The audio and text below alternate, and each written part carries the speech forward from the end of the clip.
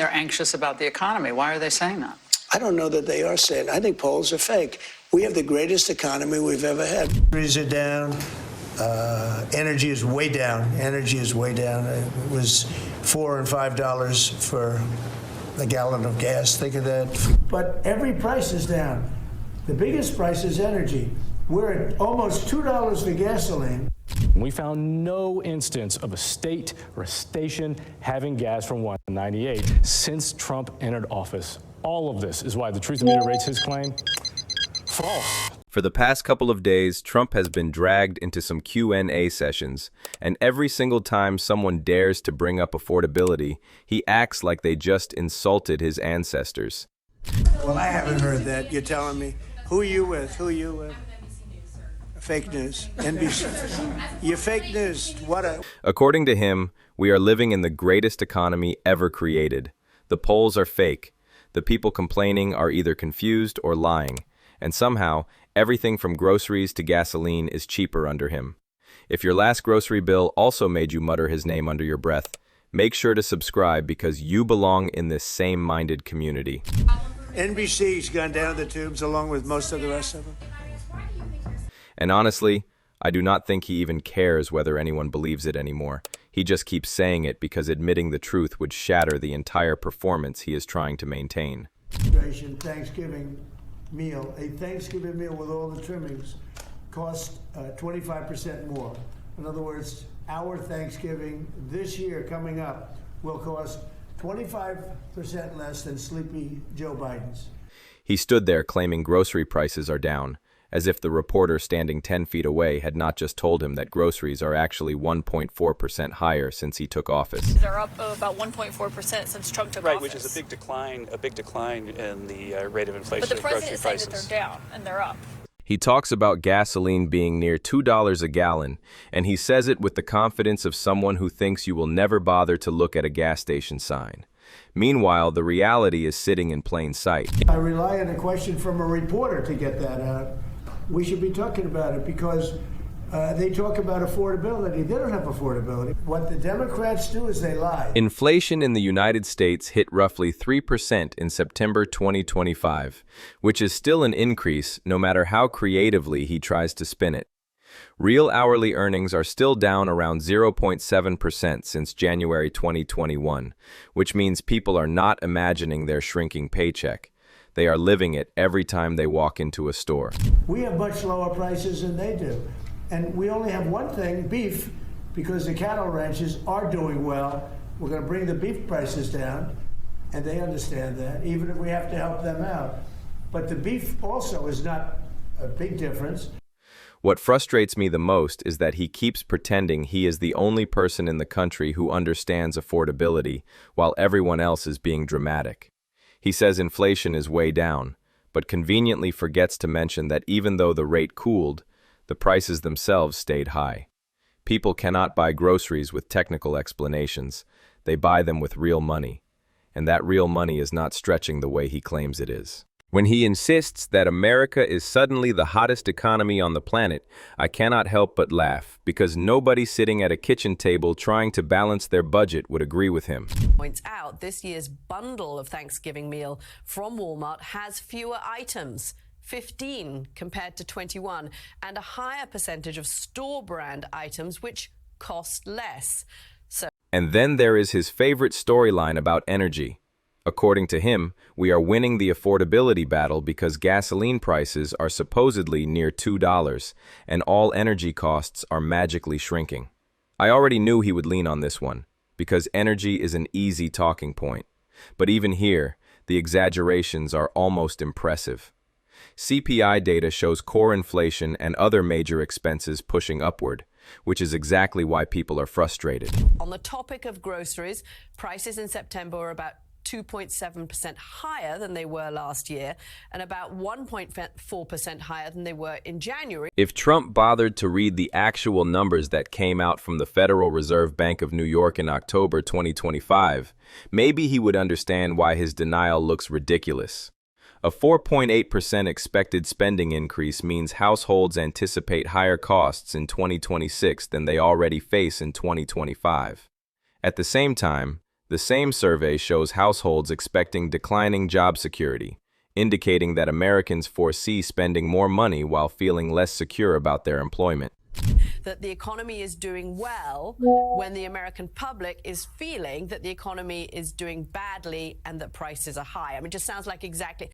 Trump does not mention these numbers even once, because the moment he acknowledges them, the foundation of his "there is no anxiety" message collapses. He keeps insisting the economy is strong, but the official forecast says Americans see the next 12 months as more expensive and less stable. I do not believe he is unaware of this. I believe he simply refuses to say it out loud.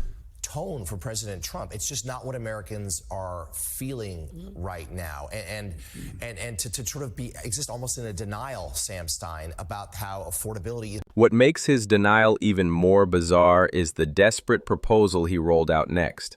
He started promoting $2,000 tariff rebate checks for Americans, claiming the money would come from tariff revenue. But the math has already been done, and it is not even remotely close to adding up. Trump saying, "I don't want to hear about affordability," is, in Chris's estimation, a real gift. Chris writes, usually he, meaning Trump, exists outside the realm and logic of gaffes, but that one's going to get a lot of play.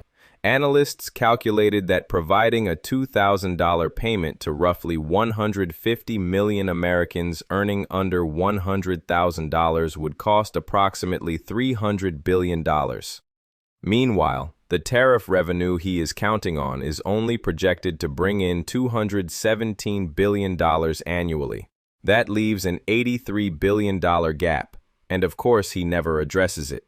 He talks about giving out $2,000 like he is handing out parade balloons, while the actual fiscal numbers show he does not have enough revenue to fund even 1 year of the proposal. Trump is being dismissive. Affordability, no, we've already solved that. That's simply not what Americans think. I believe this is the clearest sign that his economic messaging is coming apart. A politician who truly believes the economy is strong does not suddenly propose a $300 billion rebate program that cannot be funded. He would not need to bribe voters with relief checks if the affordability problem did not exist.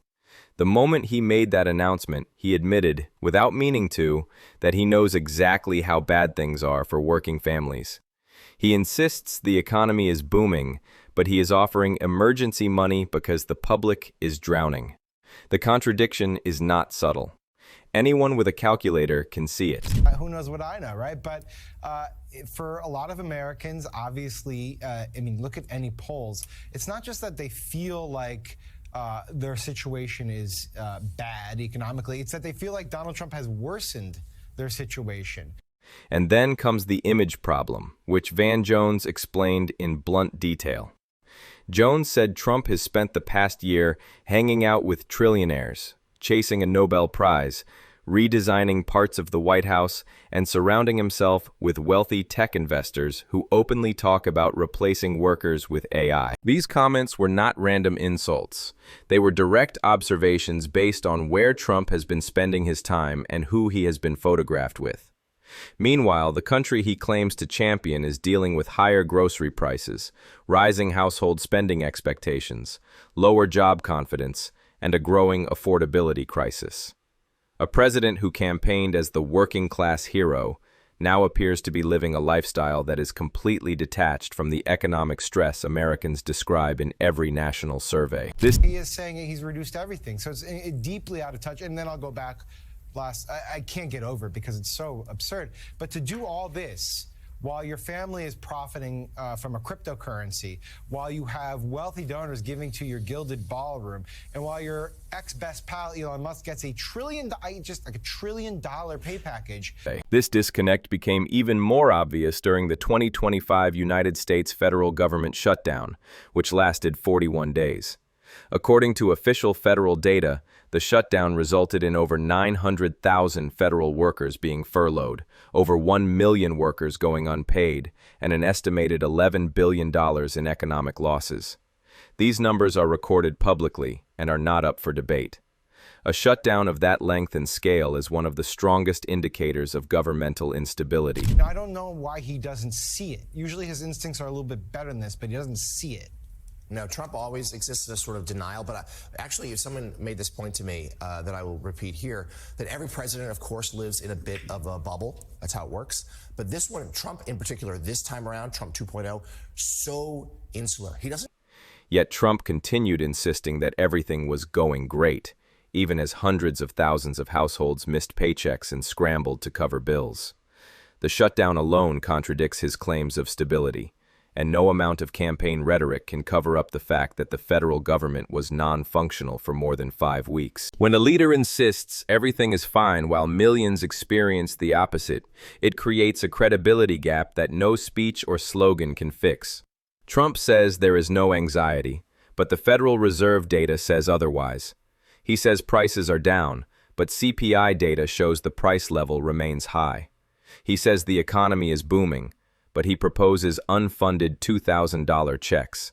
And he says government is functioning, while a 41-day shutdown left more than 1 million workers unpaid. So what are your thoughts on this level of ridiculousness? Drop them in the comments, and yeah, do consider subscribing because you are not going to find anyone else this honest on here.